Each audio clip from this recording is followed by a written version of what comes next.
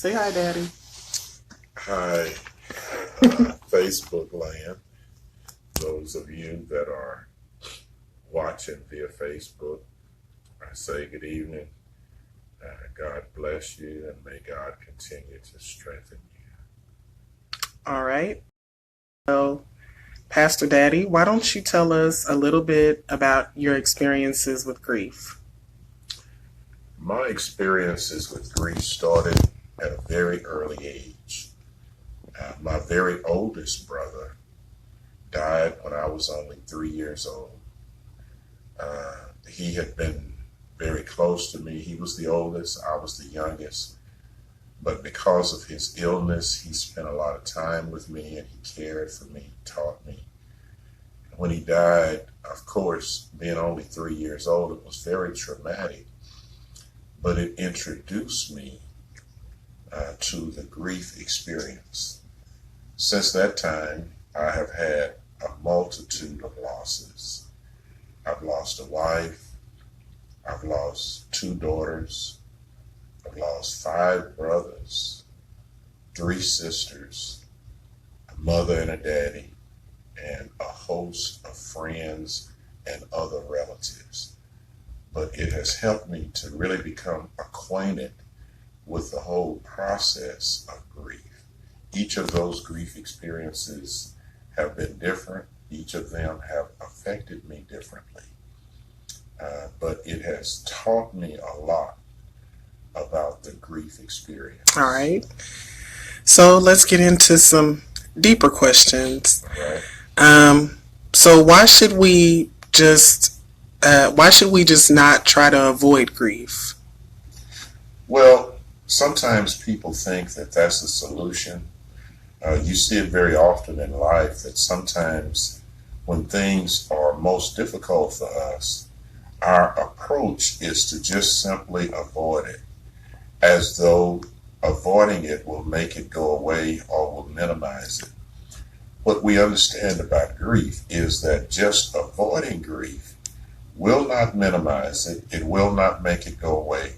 As a matter of fact, I believe that it will actually intensify your grief, because when you postpone your grief, we know that there is a normal process that we go through when we're grieving. If you postpone that, it simply means that you will have to deal with it at some point or another. And it's better to deal with it immediately after the grief occurs or the loss occurs, because then you are more able to be honest with your feelings. And so I would say avoiding your grief is not a solution. It is not even something that I would recommend, because one of the things that that causes us the most problems in our lives is unresolved grief. We know that grief experts has told us that when you have unresolved grief, that means simply that you didn't deal with your grief when the grief was facing you. You avoided it and postponed it, but unresolved grief can literally create problems throughout your entire life. All right. So for those of us, or for those people who are new to grief experiences, we just want to ask the question, when does grief end? Well, it really does not end.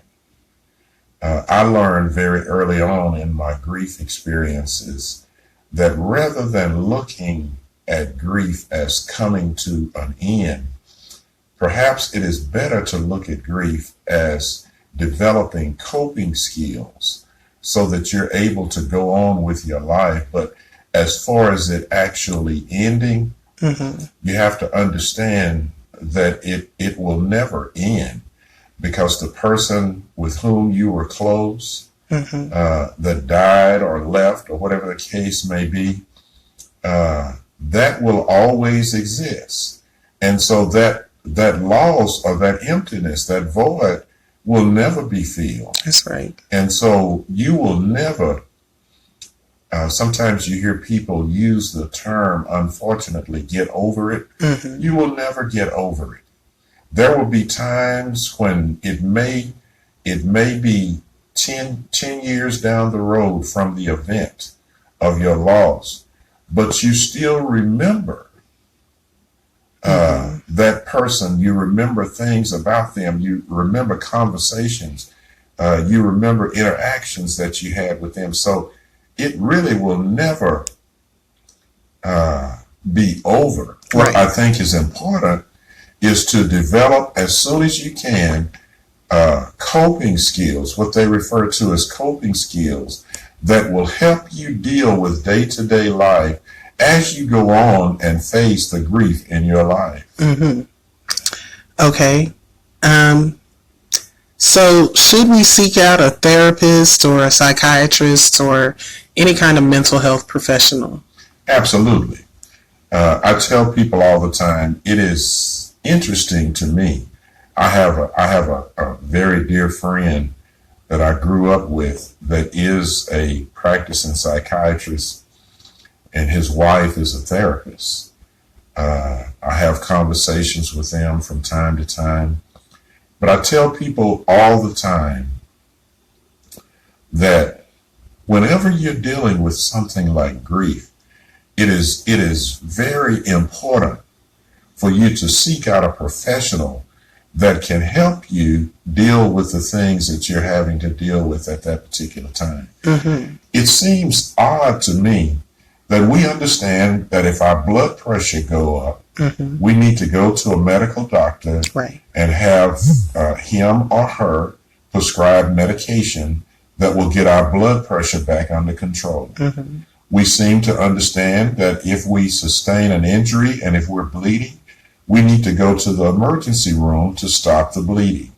We seem to understand that, but somehow we don't understand that when we experience deep grief, intense grief, sometimes it is more difficult for us to deal with that than it is a physical or a physiological illness. Right. Or disease or whatever, but we will not seek out professionals.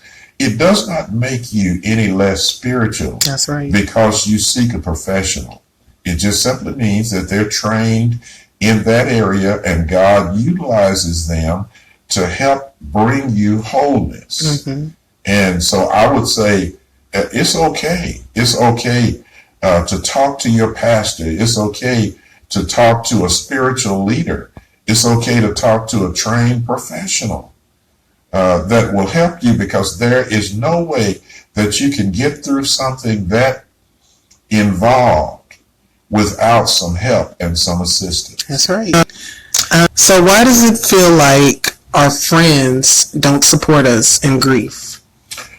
One of the things that has happened to me in my own personal grief experience is that I have had good friends that avoided me during the time of my grief because they didn't know what to say.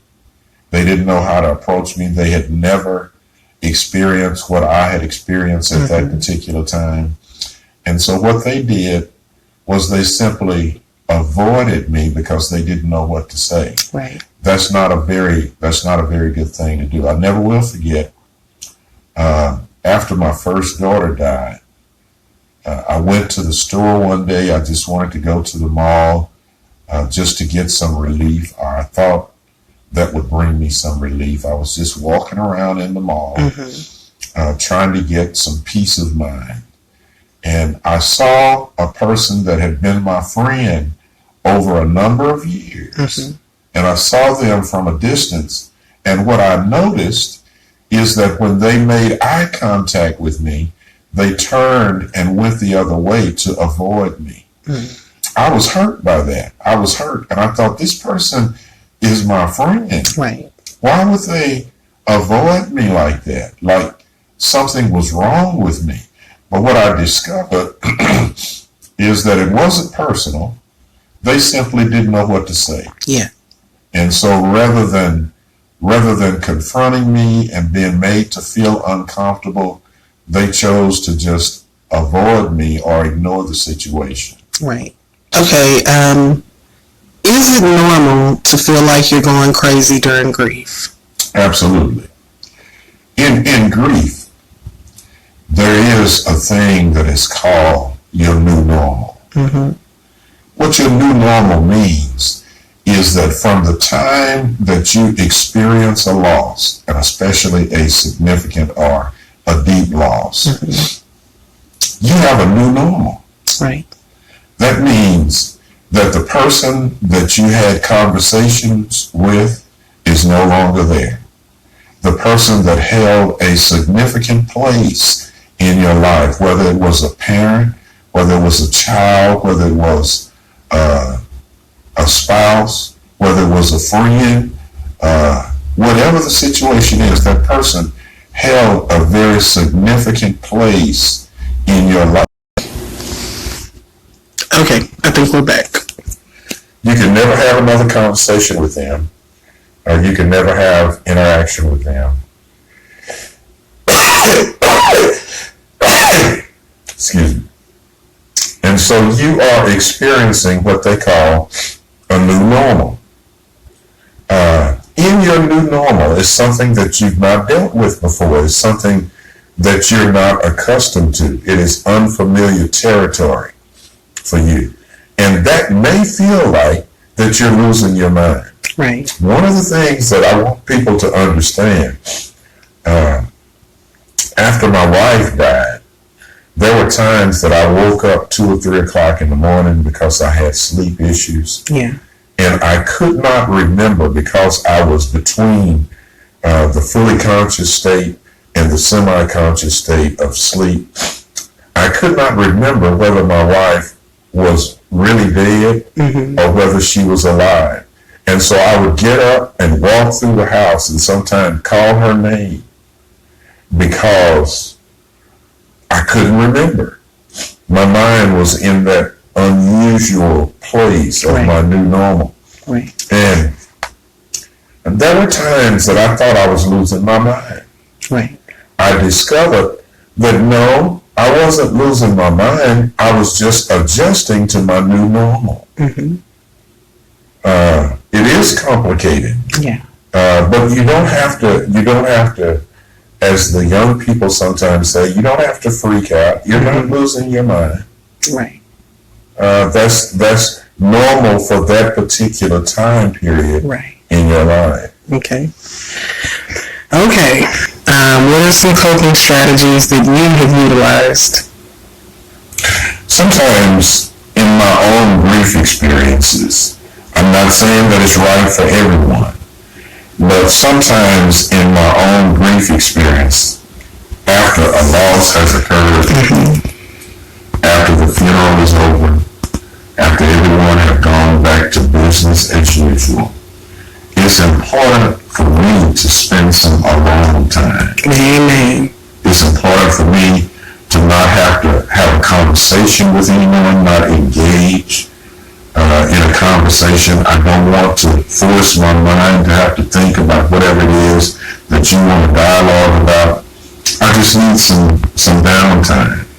I need to be by myself. To be real honest with you, sometimes in my own grief experience, I have gone through a period of depression. Yeah. And I want people to understand that when I talk about depression, I'm not talking about a bad day. Amen. Clinical depression is a condition. And so it's not uncommon. You should not be thrown off. Sometimes I go through depression. I realize in that state that I need to do something. I need to talk to someone. I need to go see someone. Sometimes I may even need medication to help get me through that situation. That has been my strategy. My coping strategy is to, first of all, spend some time by myself. Look at myself honestly. See where I am. If I need some help, seek some help. One of the things that I've done is that I have gone to support groups. And I think that support groups are very, very helpful because you are in the group with people that have had similar losses. Right. And they can identify with you in your particular loss. About what we've discussed as a family, where you use the term the grief dance, where you let the person who's grieving lead you in how you react as a friend, as a loved one, as someone who's there to offer support. Yeah. I learned in one of the grief sessions that I sometimes attend several years ago, they introduced us to a term, and they used the term a grief dance. They said that sometimes in grief it's like dancing. We all know that a dance party, in order for a dance to work, someone has to lead and someone has to follow. Right. Now, if you have two followers, the dance won't be very successful. If you have two leaders, Right. the dance will not be very successful. But if you have a follower and a leader, That's right. the dance will go very succinctly, will go successfully. And that's the way it is in grief. What we have to understand is the person that should be the leader is the person who is in grief, Yeah. that has experience. And what that simply means, that means that we have to listen to them and we have to follow them. Right. One of the most beautiful stories that I have ever read about grief was about a little 9-year-old girl and her best friend died. And she asked her mother if she could go over to her friend's mother's house to comfort her. Her mother thought it was odd, but she said okay. And so she got the little girl ready, and she took her over to the woman's house who had just lost her daughter, and she dropped her off. The little girl stayed about an hour.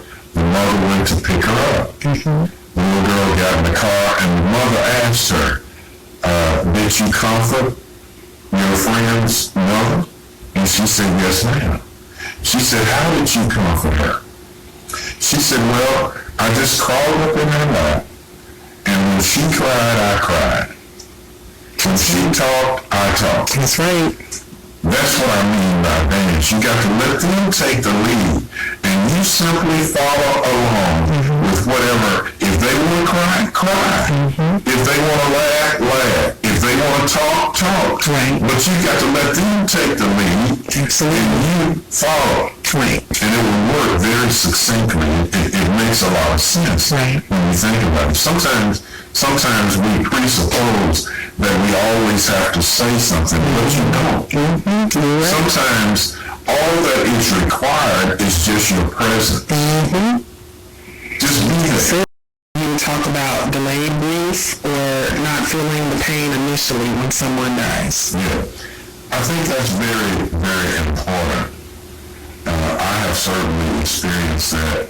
One of the reasons, not that it is, I'm not stating it as an excuse, but what I have done when family members, especially very close family members, have died, I felt that I was required to help other people deal with their grief. Right. And because I was so busy helping other family members maybe plan funerals or deal with their present situation, I was so preoccupied with that I postponed my own grief. Yeah. And that can be very damaging because grief is going to happen. It's going to happen. It may not happen the day after the person died. Maybe you postpone it. It may be 6 months down the road. Right. And you're by yourself riding in your car all alone. And all of a sudden you break down. But anytime grief is postponed, it will usually be more intense That's right. when it is felt. And so it is a better recommendation to just In one of my grief books, it uses the term, just feel what you're feeling. Feel what you're feeling, yeah. If you're feeling anger, just feel anger. If you're feeling loneliness, just feel lonely. That's right. If you're feeling like you want to deny, whatever you're feeling, just feel what you're feeling at that particular time. If you avoid it, at some point, you're going to still have to deal with it. That's right. What do you recommend for those that know someone who's going through grief to help them cope? One of the best things that I would recommend to any person, or especially any Christian, is to be transparent. Listen, don't think that you have the right words to say. Don't think that you know enough about the situation to be of any help. Just be transparent, and more than anything else, rely on God. You don't have to have it figured out in advance. You have to rely on the Holy Spirit to give you moment by moment what is needed in that situation. I believe that we, as children of God, have the Holy Spirit indwelling us. And what the Holy Spirit will help us to do is we don't have to have a written script. We don't have to have a plan that we follow. What we have to do is we have to be available to the Holy Spirit so that He can give us what we need at that particular time. Every situation is different. It's a case-by-case situation. And so what may have worked for someone in the past may not work for someone who's going through grief right now. The situation is different. Who they lost perhaps is different. But what you have to do is you have to be transparent, you have to be honest, and then you have to be so available to the Holy Spirit that you allow Him to give you what you need for that person at that particular time. I would just like to make this important, what I feel is a very, very important statement. And that is, I believe what the Apostle Paul said in 2 Corinthians chapter 1. He said, God is the God of all comfort. And He comforts us in every situation. So that, and I think so that is very important, so that we will be able to comfort others in whatever situation they're in. And I believe what that says to me is that God will comfort us, but He does not comfort us just so that we will be comfortable. He comforts us so that we will become comforters. And I think as long as we are in this life, and as many people as we know, every year, every week, every month, someone that we know or some family has been affected, what we need to understand is that we are grief caregivers. We have an obligation or a responsibility to people we know and love, and more importantly, we have a responsibility to God to be grief caregivers. Don't just walk past someone who's grieving. Don't act as though it's not going on, but go ahead and allow the Lord to help you walk with that person in their weeping nights, on their way to their joyful morning. Walk with that person and help them to become comfortable again, because we have become comforters. Listening, I really hope and trust that this will even stimulate me to ask some questions of me in the future. Any information that I have, I'll be happy to share it with you. I've had people that I didn't even know to contact me and come to see me at the church to talk to me because of the great experience they were having. And I'm always happy to share whatever information that I have been able to acquire that will help any person in that grieving situation. Thank you so much for listening, and thank you for sharing.